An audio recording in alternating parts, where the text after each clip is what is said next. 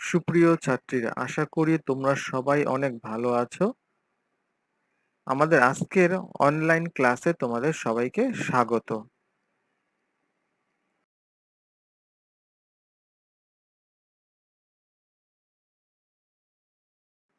পরিচিতি।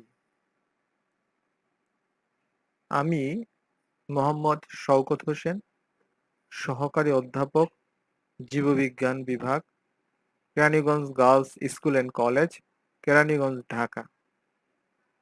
বিষয়: জীববিজ্ঞান প্রথম পত্র, উদ্ভিদ বিজ্ঞান, একাদশ দ্বাদশ শ্রেণী, দ্বিতীয় অধ্যায়, কোষ বিভাজন।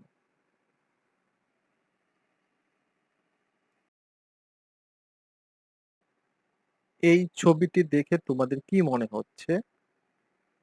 একটু ভালো করে লক্ষ্য করো, তাহলে তোমরা বুঝতে পারবে।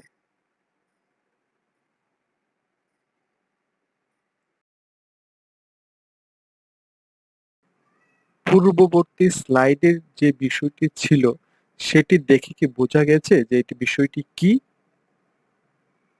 এবং বর্তমান স্লাইডে যে বিষয়টি রয়েছে সেটি হচ্ছে মায়োসিস বা মিয়োসিস।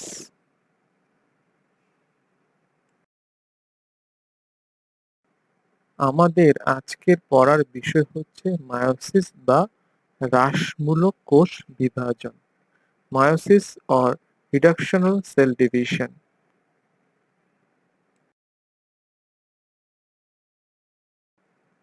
শিখন ফল।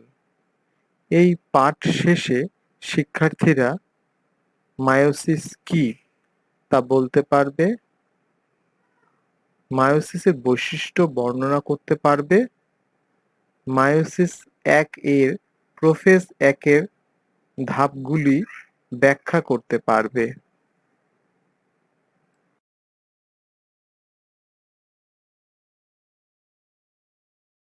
যে কোষ বিভাজন প্রক্রিয়ায় নিউক্লিয়াস পরপর দুবার এবং ক্রোমোসোম মাত্র একবার বিভাজিত হয়ে মাতৃকোষের ক্রোমোসোমের অর্ধেক সংখ্যক ক্রোমোসোম যুক্ত চারটি অপত্য কোষ সৃষ্টি করে তাকে মায়োসিস কোষ বিভাজন বলে। মায়োসিস কোথায় ঘটে? মায়োসিস সর্বদা জনন মাতৃকোষে সম্পন্ন হয় এবং 2n সংখ্যক ক্রোমোসোম বিশিষ্ট কোষে হয়। নিম্ন শ্রেণীর হ্যাপ্লয়েড জীবে মায়োসিস হয় নিষেকের পর জাইগোটে, আর উচ্চ শ্রেণীর ডিপ্লয়েড জীবে মায়োসিস হয় নিষেকের পূর্বে জনন মাতৃকোষ হতে গ্যামেট সৃষ্টিকালে।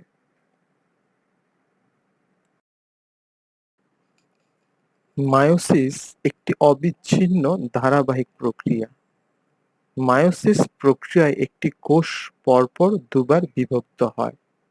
কোষ, নিউক্লিয়াস ও ক্রোমোসোমের বিভক্তির উপর ভিত্তি করে মায়োসিস প্রক্রিয়াকে দুটি প্রধান পর্যায়ে ভাগ করা হয়, যথা ক মায়োসিস এক এবং খ মায়োসিস দুই।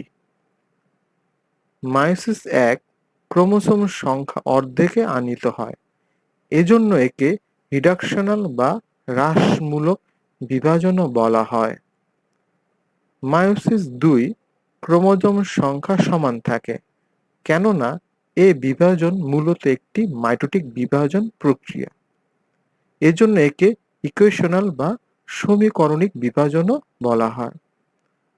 প্রত্যেক পর্বকে প্রোফেজ, মেটাফেজ, অ্যানাফেজ, টেলোফেজ এ চারটি পর্যায়ে ভাগ করা হয়।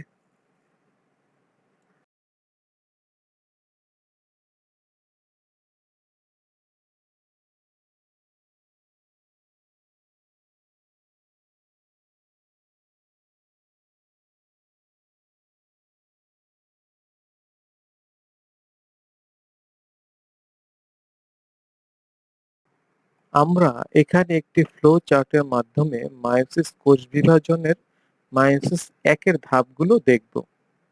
মায়োসিস কোষ বিভাজন, মায়োসিস এক এবং মায়োসিস দুই। মায়োসিস এক আবার চারটি উপধাপে বিভক্ত, যথা প্রোফেজ এক, মেটাফেজ এক, অ্যানাফেজ এক এবং টেলোফেজ এক। প্রোফেজ এককে আবার 5টি ভাগে ভাগ করা হয়েছে, যথা ল্যাপটোটিন, জাইগোটিন, প্যাকাইটিন, ডিপ্লোটিন এবং ডায়াকাইনেসিস।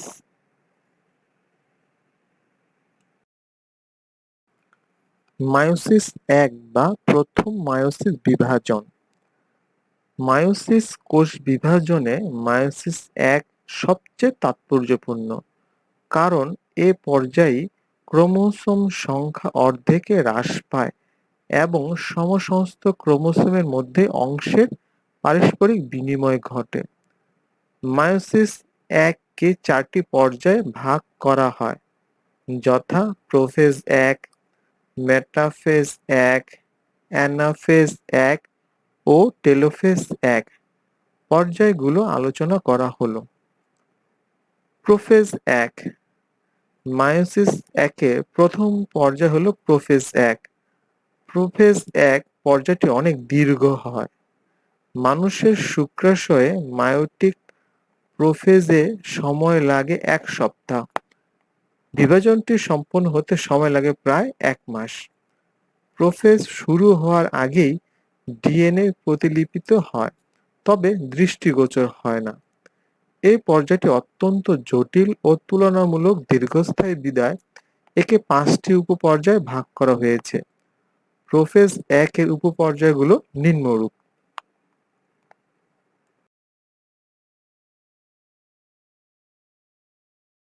আমরা এই স্লাইডে একটি অ্যানিমেশনের মাধ্যমে প্রোফেজ একের ধাপগুলো দেখব।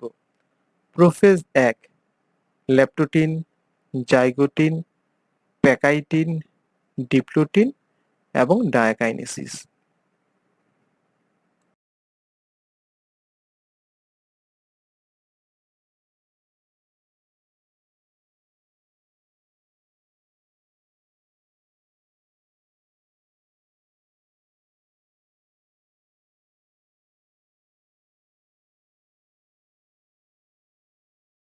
ল্যাপটোটিন নিউক্লিয়াসের জল বিয়োজনের মাধ্যমেই শুরু হয় ল্যাপটোটিন উপপর্যায়। ক্রমাগত জল বিয়োজনের ফলে চিকন সুতার ন্যায় ক্রোমোজোমগুলো ক্রমান্বয়ে সঞ্চিত হতে থাকে এবং অধিকতর রঞ্জন ধারণ ক্ষমতা প্রাপ্ত হয়। ফলে ক্রোমোসোমগুলো আলোক অণুবীক্ষণে দৃষ্টিগোচর হয় এবং ক্রোমোসোমে বহু ক্রোমোমিয়ার নামক এক ধরনের দানা দেখা যায়। ক্রোমোসোমগুলো অবিভক্ত ও দীর্ঘ থাকে। জল বিয়োজন ও ক্রোমোসোমের সংকোচন চলতে থাকে।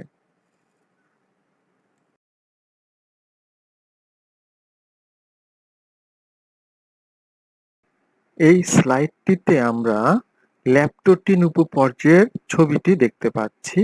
এখানে আমরা একটি কোষের নিউক্লিয়াসের মধ্যে অবস্থিত nuclear envelope, chromosome, centromere, chromomere নামক এক ধরনের দানা এবং নিউক্লিওলাস দেখতে পাচ্ছি।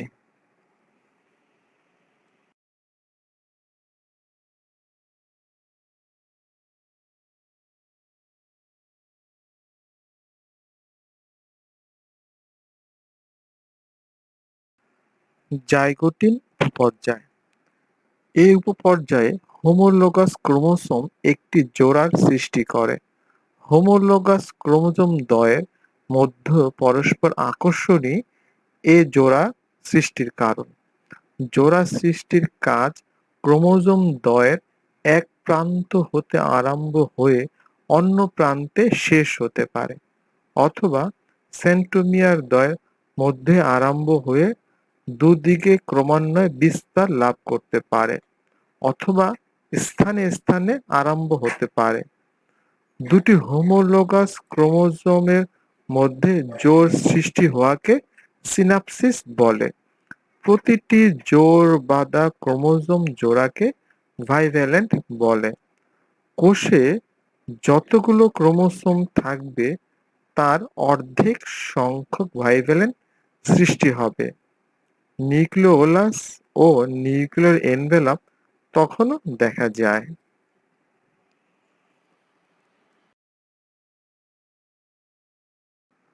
জাইগোটিনের এই ছবিটিতে আমরা দেখতে পাচ্ছি একই প্রকৃতির সম আকৃতি বা সমগুণ সম্পন্ন যে ক্রোমোজোমগুলো রয়েছে যেগুলোকে বলা হচ্ছে হোমোলোগাস ক্রোমোজোম, এগুলি পরস্পর একত্রে জোট বাঁধে। এই জোট বাঁধা বা জোড়া বাঁধার সৃষ্টির প্রক্রিয়াকে বলা হচ্ছে সিনাপসিস এবং একেকটা জোড়াকে বলা হচ্ছে ভাইভ্যালেন্ট।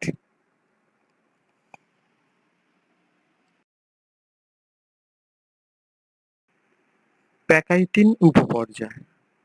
ক্রমাগত সংকোচনের ফলে এই উপপর্যায়ে ক্রোমোজোমগুলোকে আরো খাটো ও মোটা দেখা যায়। এ পর্যায়ে সর্বপ্রথম ভাইভ্যালেন্টের প্রতিটি ক্রোমোসোমকে সেন্ট্রোমিয়ার ব্যতীত অনুদৈর্ঘ্যে দুটি ক্রোমাটিডে বিভক্ত দেখা যায়। অর্থাৎ প্রতিটি ভাইভ্যালেন্টে দুটি সেন্ট্রোমিয়ার এবং 4টি ক্রোমাটিড থাকে।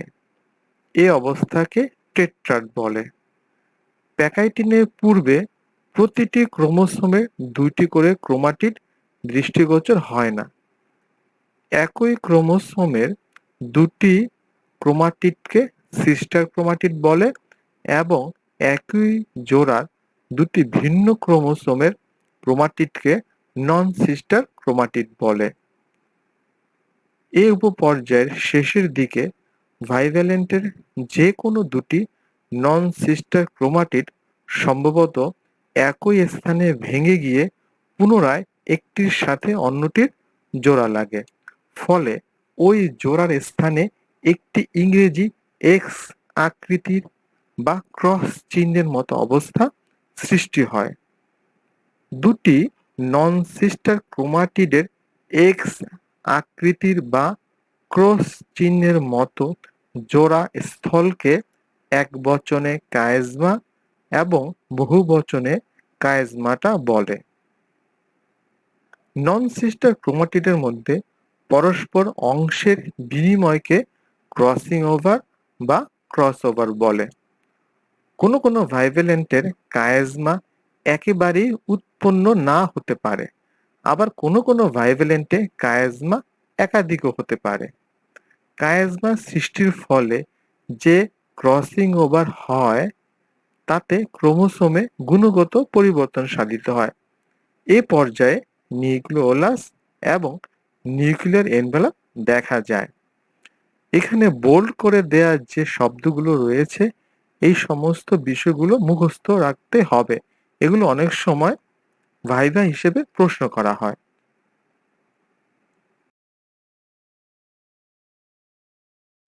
আমরা প্যাকাইটিডের এই ছবিটিতে দেখতে পাচ্ছি যে ক্রোমোজোমগুলো ক্রোমাটিডে বিভক্ত হয়েছে। একই ক্রোমোজোমে 2টি ক্রোমাটিডকে বলা হচ্ছে সিস্টার ক্রোমাটিড। আমরা এখানে নীল কালারের যে ক্রোমাটিড দেখতে পাচ্ছি এটি হচ্ছে একটি আরেকটির সিস্টার ক্রোমাটিড এবং গোলাপি কালারের যে 2টি ক্রোমাটিড দেখতে পাচ্ছি এটিও একটি গোলাপি ক্রোমাটিড আরেকটি গোলাপি ক্রোমাটিডের সিস্টার ক্রোমাটিড। কিন্তু একই ভাইভ্যালেন্টের একটি নীল কালারের ক্রোমাটিড এবং একটি গোলাপি কালারের ক্রোমাটিড হচ্ছে নন সিস্টার ক্রোমাটিড এবং তাদের এখানে যে জোড়া বেঁধেছে তাদের এখানে যে এক্স চিহ্নের মতো একটা জায়গা সৃষ্টি হয়েছে সেটিকে বলা হচ্ছে কায়েজমা।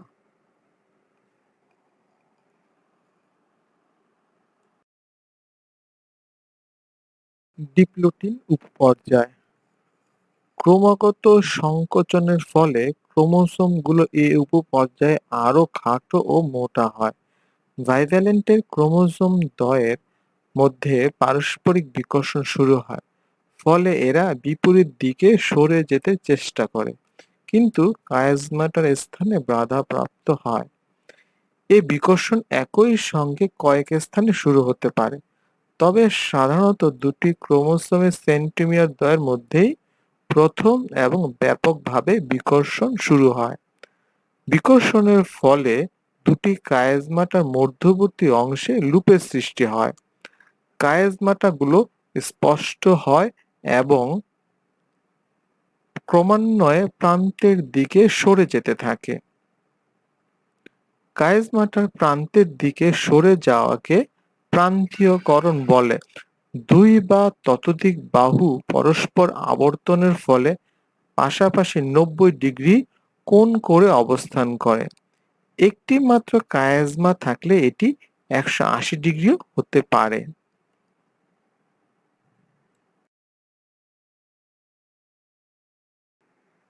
ডিপ্লোটিডের এই ছবিটিতে আমরা দেখতে পাচ্ছি যে হোমোলোগাস ক্রোমোজোমের মধ্যে বিকর্ষণ শুরু হয়েছে এবং এই বিকর্ষণ মূলত সেন্ট্রোমিয়ার দ্বয়ের মধ্যে থেকেই শুরু হয়েছে। ফলে সেন্ট্রোমিয়ারগুলো পরস্পর থেকে দূরে সরে যেতে থাকে, কিন্তু কায়াজমাটা স্থানে বাধাপ্রাপ্ত হয়।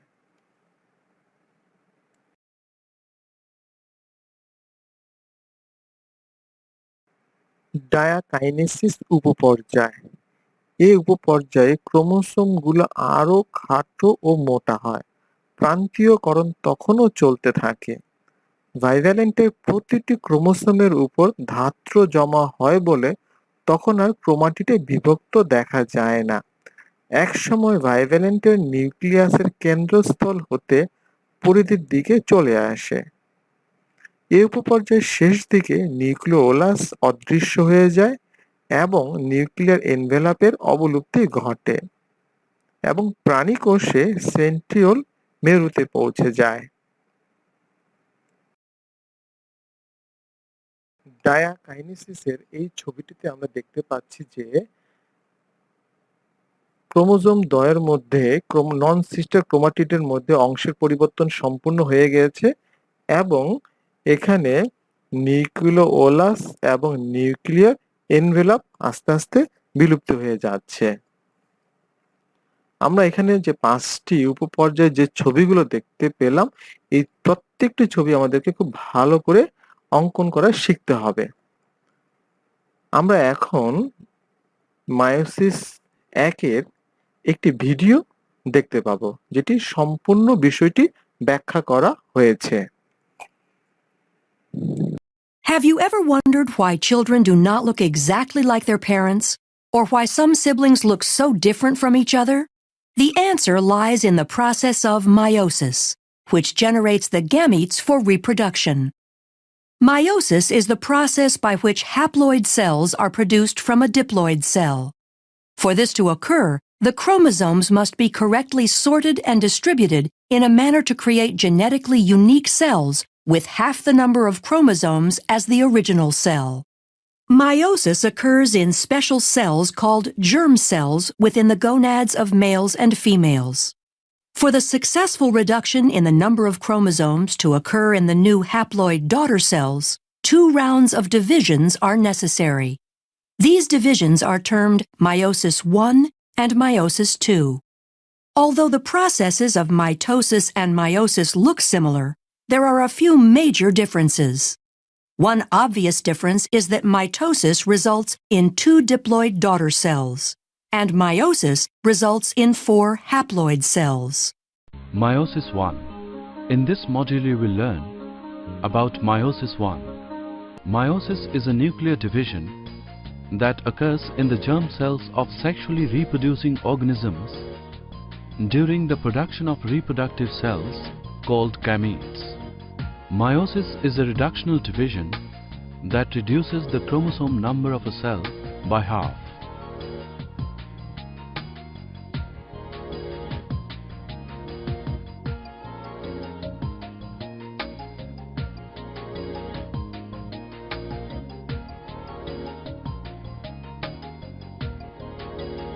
Meiosis involves a single round of DNA replication followed by 2 cell divisions, meiosis I and meiosis II.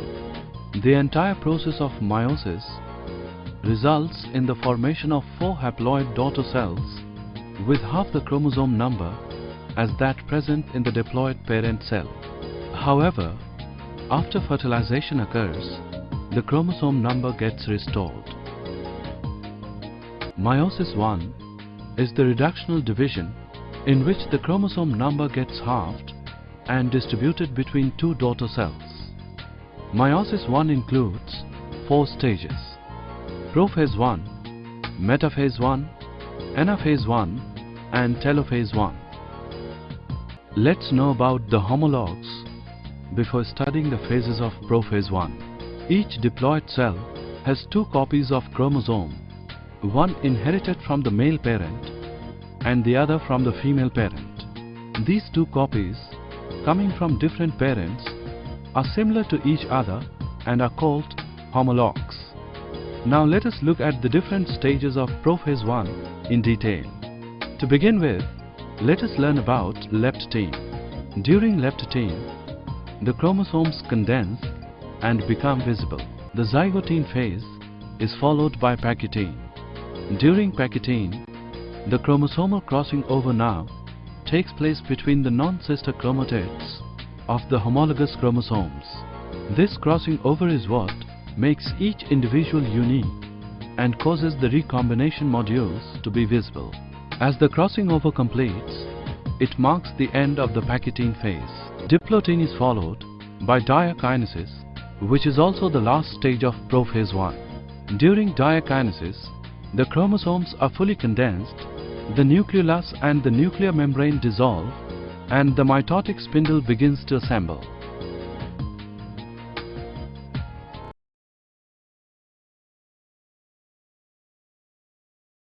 দলগত কাজ। শ্রেণীকক্ষের শিক্ষার্থীদের 5টি গ্রুপে ভাগ করে প্রত্যেক গ্রুপকে মায়োসিস কোষ বিভাজনের প্রোফেজ 1-এর একটি করে ধাপের শনাক্তকারী বৈশিষ্ট্য লিখতে দেয়া হবে।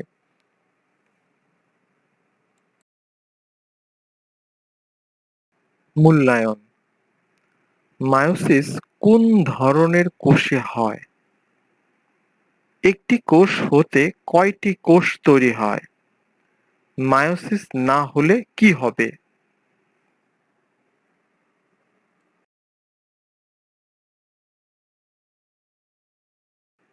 বাড়ির কাজ। জাইগোটিন এবং প্যাকাইটিনের চিহ্নিত চিত্র অঙ্কন করবে।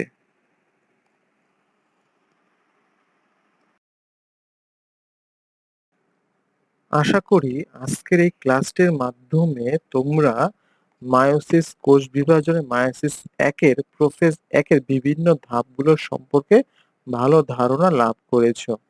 তারপরে যদি তোমাদের কোনো প্রশ্ন থাকে তাহলে তোমরা আমাদের যে পাঠ্য বইটি রয়েছে তার সাহায্য নিতে পারো। আমার আজকের এই ক্লাসটি করার জন্য তোমাদের সবাইকে অনেক অনেক ধন্যবাদ।